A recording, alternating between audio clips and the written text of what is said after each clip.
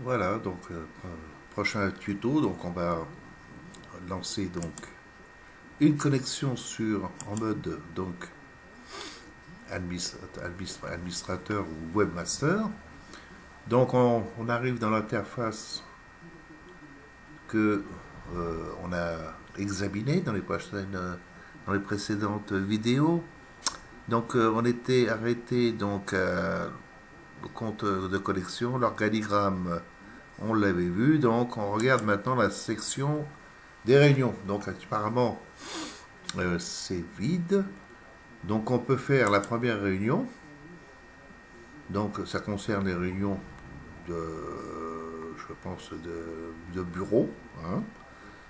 Donc, donc l'ordre du jour, etc. Donc ici, on a la possibilité, donc on voit quand il y a le petit crayon qui est ici, là, de modifier. Donc on vient d'appuyer dessus, voilà. Voilà, première réunion, donc on peut laisser, je dirais, on peut associer un groupe, un organigramme, à vous de voir.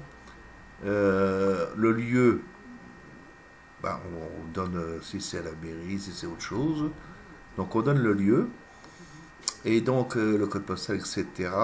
Alors, ma première ordre du jour, donc créer mes adhérents, gérer mes équipes, assurer, etc. Donc là, vous pouvez saisir autre chose. Hein. Alors, je ne suis pas dans le bain. Voilà, il faut valider pour refaire un autre ordre du jour. Hein. Donc, assez simple d'utilisation. Donc, apporter des fichiers éventuellement.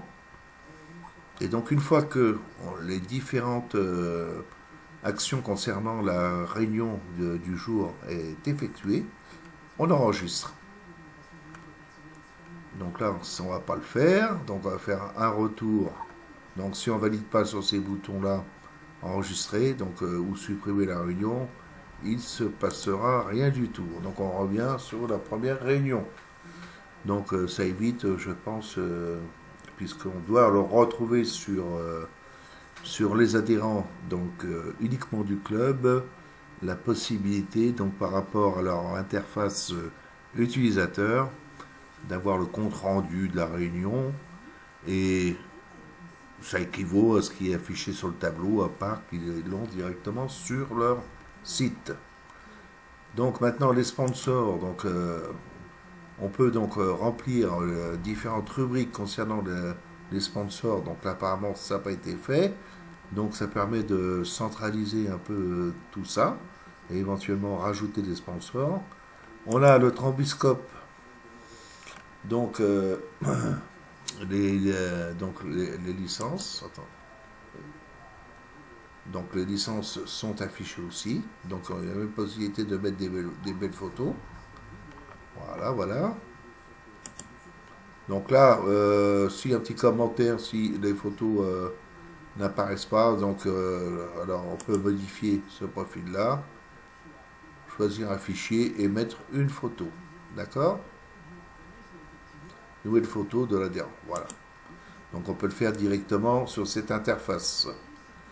Donc on verra après donc la différente rubrique dans le prochain tuto qui concernera les articles et le newsletter.